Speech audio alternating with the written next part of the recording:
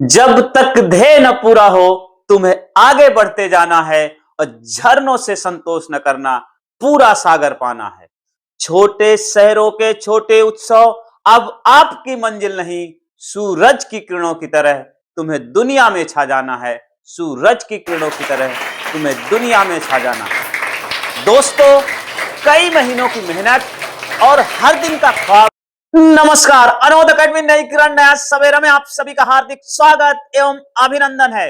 दोस्तों, second shift में TGT के पेपर हो चुके हैं, केबीएस टीजीटी के पेपर हो चुके हैं और यक्ष प्रश्न ये बनता है कि आखिरकार टीजीटी के प्रश्न पत्र का लेवल क्या रहा और इसका सेफ स्कोर क्या हो सकता है, इसकी क्या कट ऑफ जाने की संभावना है। इन सभी बातों पर आज हम गंभीरता के साथ चर्चा करेंगे। दोस्तों, देखते हैं कि KVS TGT exam review tier 1 exam review cut off 2025-26।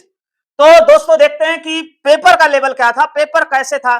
ध्यान ये रहे कि ये जो पेपर है हर सब्जेक्ट के लोगों को अलग अलग तरीके से नजर आया। हिंदी टीजीटी हिंदी वालों के लिए टीयर 1 का पेपर अलग तरीके से नजर आ रहा था, मैथ वालों को अलग तरीके से नजर आ रहा था। इसका मतलब है कि पृष्ठभूमि का इस पर बहुत असर था।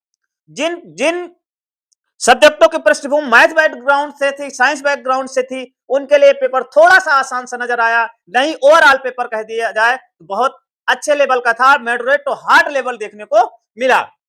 दोस्तों, हम रीजनिंग सेक्शन की बात करें, रीजनिंग सेक्शन में थोड़ा सा जैसे पीजीटी था वैसे इसमें भी टीजीटी में, लेकिन टीजीटी का जो रीजनिंग सेक्शन है थोड़ा सा लेंदी नजर आया और इसमें टाइम लग रहे थे। यद्यपि बहुत कठिन सवाल नहीं थे, फिर भी 10 क्वेश्चन के आसपास बहुत ही इजी लेवल के क्वेश्चन थे जिन्हें आप आसानी से कर सकते थे। और मॉडरेट लेवल लगभग 6 प्रश्न देखने को मिले रीजनिंग सेक्शन में और ये 6 प्रश्न अच्छा से मेहनत करके इसमें कुछ क्वेश्चन किए जा सकते थे और इसमें 4 प्रश्न आपको डिफिकल्ट लेवल को देखने को मिले। दोस्तों, मैथ सेक्शन की बात करें, मैथ बहुत ही अच्छे लेवल की थी, एसएससी लेवल की थी मैथ। और इसमें देखा जाए 5-6 प्रश्न इजी लेवल के देखने को मिले हैं मैथ में और बाकी 6 के आसपास 7 के क्वेश्चन के आसपास जो है मॉडरेट प्रश्न देखने को मिले और 7 ही प्रश्न आपको डिफिकल्ट देखने को मिले। दोस्तों, ध्यान रखना है कि ये मॉडरेट और ये मैथ और रीजनिंग सेक्शन, ये दोनों सेक्शन, इन दोनों सेक्शन में 2 प्रकार के स्टूडेंट पूरे और सभी सब्जेक्ट को कैटेगराइज कर लिया जाए। जिनका मैथ साइंस बैकग्राउंड है वो बच्चे और जिनका मैथ साइंस बैकग्राउंड नहीं है वो बच्चे, इनका अलग तजुर्बा है और इनका अलग तजुर्बा है। जिनका मैथ साइंस बैकग्राउंड है तो 10, 12, 15 क्वेश्चन आसानी से रीजनिंग मैथ के कर ले रहे हैं। मैथ में 10, 12 कर सकते हैं, रीजनिंग में थोड़ा सा 15 के आसपास जा सकते हैं। जिनका मैथ बैकग्राउंड नहीं है, बहुत से बच्चे ऐसे भी कि मैथ को पूरा स्किप कर गए हैं, मैथ नहीं कर पाए हैं या मैथ के 2-4 क्वेश्चन ही टच कर पाए हैं। जैसे विशेषकर टीजीटी हिंदी, टीजीटी संस्कृत और फिजिकल एजुकेशन, इन लोगों को मैथ और मैथ और रीजनिंग के क्वेश्चन में विशेष प्रॉब्लम होती, बहुत समस्या होती है। अब हम जीके की बात करें दोस्तों, तो जीके क्वेश्चन थोड़ा सा इसमें भी ज्यादा बहुत इजी लेवल के क्वेश्चन नहीं देखने को मिले हैं, इसमें भी अच्छे लेवल के क्वेश्चन देखने को मिले हैं। 6-7 क्वेश्चन आपको बहुत इजी लेवल के मिले हैं, बाकी मॉडरेट लेवल के क्वेश्चन 7 क्वेश्चन के आसपास देखने को मिले हैं दोस्तों। और इसके अलावा जो क्वेश्चन थे वो डिफिकल्ट लेवल के प्रश्न थे। इसमें देखा जाए जीके सेक्शन में तो बहुत अच्छा बच्चा 8-10 क्वेश्चन आराम से कर, अच्छे बच्चे की बात है, और वैसे बच्चे नॉर्मल बच्चे 6-7 क्वेश्चन के आसपास रह जाते। कंप्यूटर थोड़ी सी इजी आई थी तुलनात्मक रूप से, जैसा पीजीटी में देखने को मिला है। तो इतने प्रश्न लगभग 10 क्वेश्चन के आसपास इजी लेवल के देखने को मिले हैं इसमें और 6 प्रश्न के आसपास मॉडरेट लेवल के थे और 4 प्रश्न भी इसमें डिफिकल्ट लेवल के देखने को मिला है। दोस्तों, हिंदी की बात करें, हिंदी सेक्शन की बात करें तो 5-6 क्वेश्चन बहुत इजी थे, 6 प्रश्न और 2 मॉडरेट और 2 डिफिकल्ट लेवल के प्रश्न देखने को मिले हैं। इंग्लिश सेक्शंस की बात करें तो इसमें 5 क्वेश्चन के आसपास इजी प्रश्न देखने को मिले हैं और 3 प्लस प्रश्न मॉडरेट के रूप में देखने को, बाकी डिफिकल्ट रूप में देखने को मिले। हिंदी और इंग्लिश में ध्यान देना है, जिनका टीजीटी हिंदी है तो ये सेक्शन बहुत अच्छा कर लिया है, लेकिन ये इंग्लिश वाले सेक्शन में अच्छा काम नहीं कर पाए। तो जिनका टीजीटी मैथ है, टीजीटी साइंस है, वो इंग्लिश में भी अच्छा कर, टीजीटी इंग्लिश वाला इंग्लिश सेक्शन उसे बहुत आसानी लगा होगा। तो कुल मिला के इन दोनों सेक्शन में जिसका भी जो टीजीटी इंग्लिश वाला वो एक सेक्शन बहुत अच्छा से कर लेगा, तो इनका ज्यादा महत्वपूर्ण भूमिका नहीं होने वाली, लेकिन है दोनों को मिला करके यदि आप 12 से 13 प्रश्न सही सही कर ले रहे हैं तो बहुत अच्छी कंडीशन यहाँ पे है। रीजनिंग में देखा जाए तो 10-12 क्वेश्चन 12 से लेकर 14 के बीच आप कर रहे हो तो अच्छी कंडीशन है। इसमें 10 के आसपास भी कर ले रहे हो, 8 से 10 तो अच्छी कंडीशन मानी जाएगी। जीके में 7-8 क्वेश्चन आप कर ले रहे हो तो अच्छी क्वेश्चन कंडीशन है। और इसमें 12 क्वेश्चन के आसपास 12 से 14 प्रश्न ये थोड़ा किए जा सकते थे। इसमें 7 से 8 प्रश्न के आसपास हिंदी में और 4-5 प्रश्न इंग्लिश में किए जा सकते हैं। देखा जाए दोस्तों, ये इसमें जो पूरा पेपर था, इस पूरे पेपर में जो कठिन सबसे सेक्शन था वो ये था मैथ वाला। मैथ वाला क्या ले रहा था? टाइम ज्यादा ले रहा था।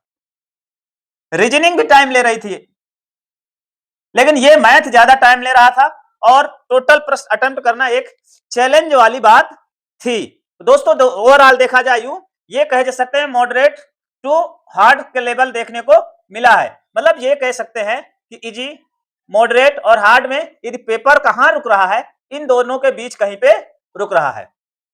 दोस्तों अब हम यह प्रश्न आपके पास ये है कि इसकी कट ऑफ क्या जा सकती है। दोस्तों कट ऑफ सब्जेक्ट के आधार पर अलग अलग होगी, विषय के आधार पर अलग अलग होगी, विषय के आधार पर अलग अलग होगी। लेकिन कट ऑफ निर्धारित करने में यह महत्वपूर्ण भूमिका है पेपर का लेवल क्या रहा। पेपर का लेवल अच्छा रहा, मॉडरेट से प्लस था और छात्रों की संख्या भी पर्याप्त खूब थी। क्राउड मार्क्स कितना होगा इस पर निर्भर करता है। अब क्राउड मार्क्स हमें कैसे पता चले? आप सभी लोगों ने कितना अटेम्प्ट किया है, आपके कितने नंबर सही हो रहे हैं, उनको हमारे कमेंट सेक्शन में कमेंट करके बताएंगे। तो जितना ज्यादा आप अपने सब्जेक्ट के साथ कमेंट करना है, आपका कौन सा सब्जेक्ट है और कौन सी कैटेगरी है, सब्जेक्ट कैटेगरी, और इसके बाद जो है आपके कितना प्रश्न आपने अटेम्प्ट किया और कितने सही हो रहे हैं, वो कमेंट बॉक्स में कमेंट करेंगे तो हमें क्राउड मार्क्स पता चलेगा। क्राउड मार्क्स एक ऐसा मार्क्स होता है जिसके आसपास अधिकांश बच्चों का नंबर आते हैं, वो क्राउड मार्क्स कहलाता है।